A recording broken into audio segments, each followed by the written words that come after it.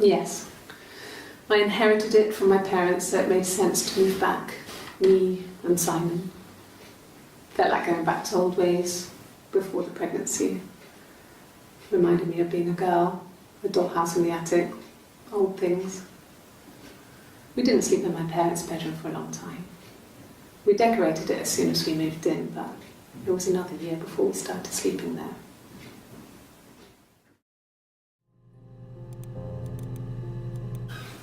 I would have been a good mother. I was young, but I would have been a good mother.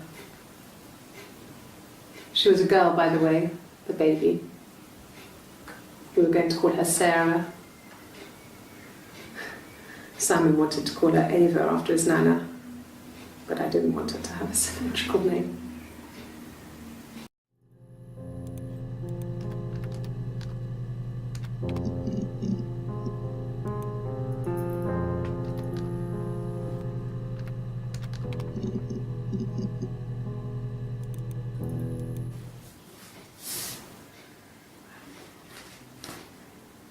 Okay, she's being chased. They're trying to catch her because she did something bad. I guess she broke the rules. Or maybe they think she did something bad. Maybe it wasn't her fault. She looks scared, not guilty. Maybe it was mistaken identity. Did they catch her there? I don't know.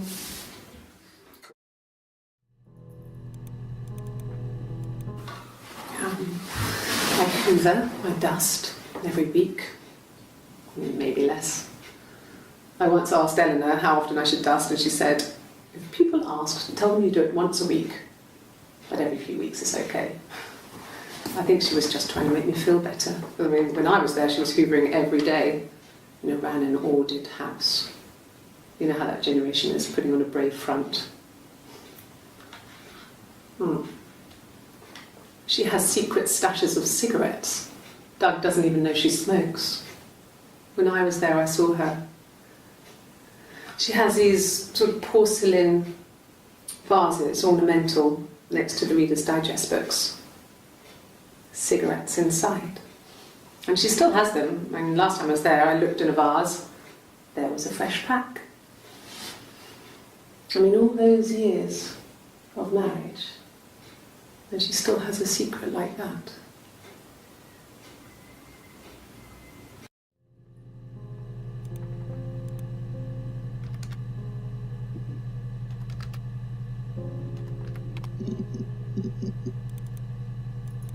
Yes, like a story. A beginning, a middle, and an end. Well, she wasn't my real mother, but she raised me. Do you want to hear the story? It's a real-life fairy tale.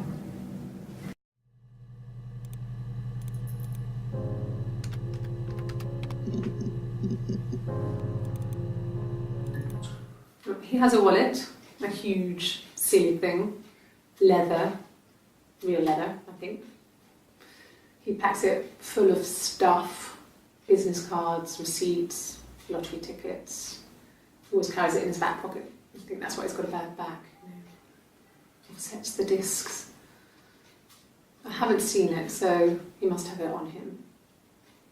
He always takes it out of his back pocket before, when he comes in, if he's in the house.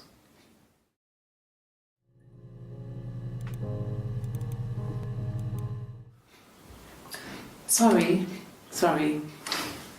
The picture, the way it's drawn, just reminded me of the books we used to read as children. I read those fairy tales over and over, and they were so real to me. Rapunzel was my favourite. My brain is just full of it. Are any of these in colour?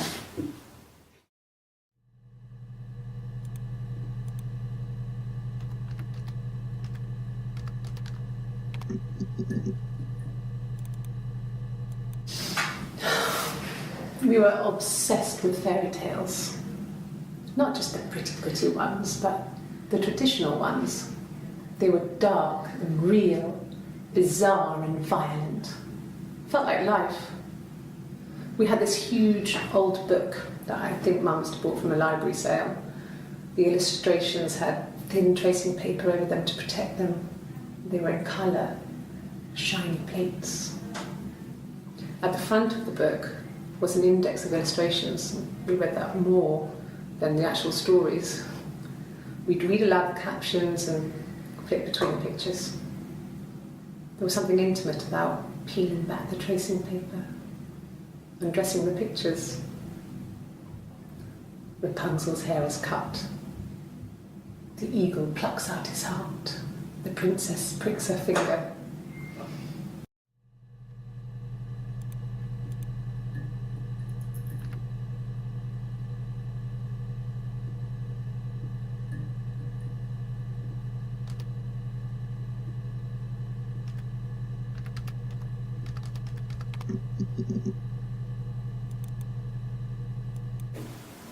Yes, I'm fine.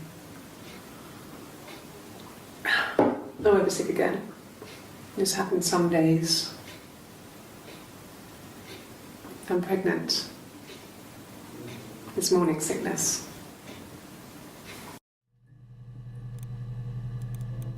It was late, early Saturday morning.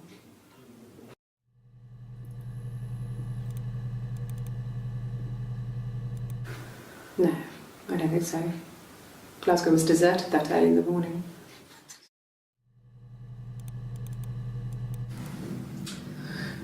I was living in the attic. It was a very hard time.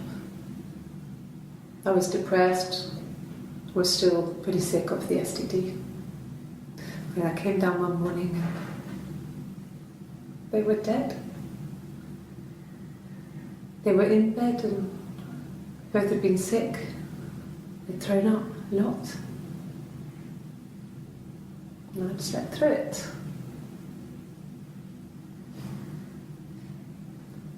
The police said it was the mushrooms they ate. Dad was a mushroom expert. He used to take us picking with him and he taught us how to recognise them. And there's no way you would have picked death caps.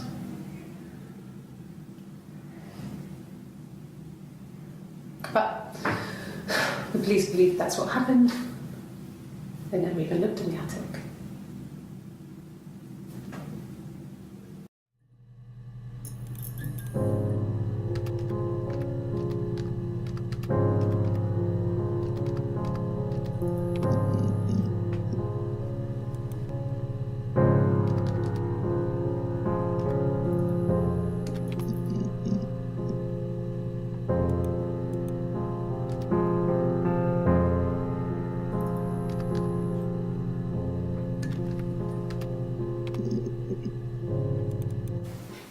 It's all that matters really, the baby.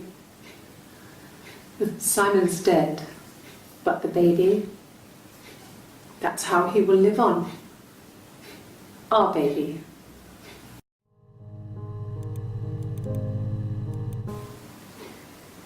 You're reaching here, and I don't know why. No, I've never cheated on anyone.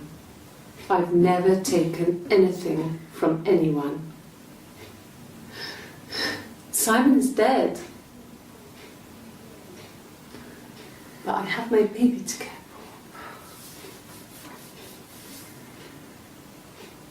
for. Why are you trying to make me sad? Why are you so obsessed with sex and affairs? You cheated on your wife. Is this your thing?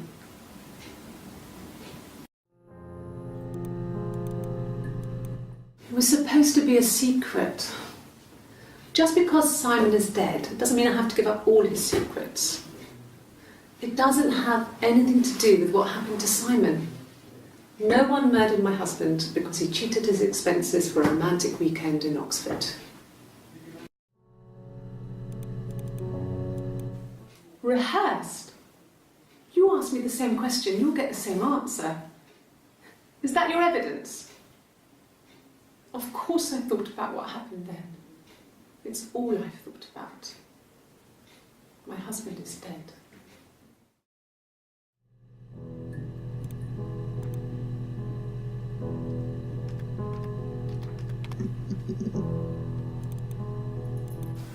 Really? You're going to ask me about my sex life? I mean, isn't that private? Are you married? How is your sex life? So, our sex life is probably fairly average for a couple after 10 years of marriage.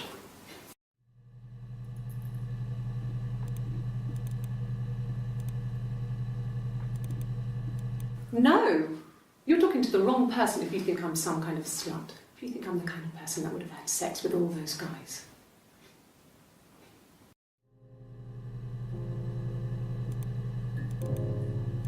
No, I was 15, Carl was older, 17 I think. I was really into him, regardless of how he actually behaved. Lots of drunken teenage sex. We did it in a church once. It's stupid. So he got tired of us and we split up after about 6 months. It was sad, but those early experiences, they help you realise who's really important to you, you know? Family.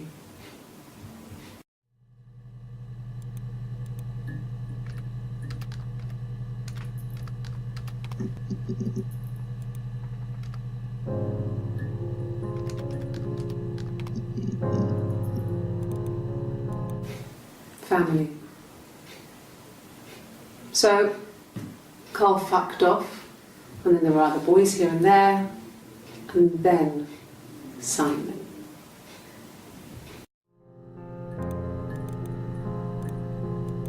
No, it was just me and her. Eve was the name they were going to call their first child. They talked about it, and were going to try when he came back. Florence's family had a history of firstborn girls, so they were convinced it was going to be a girl. It's hard to know if this is all true.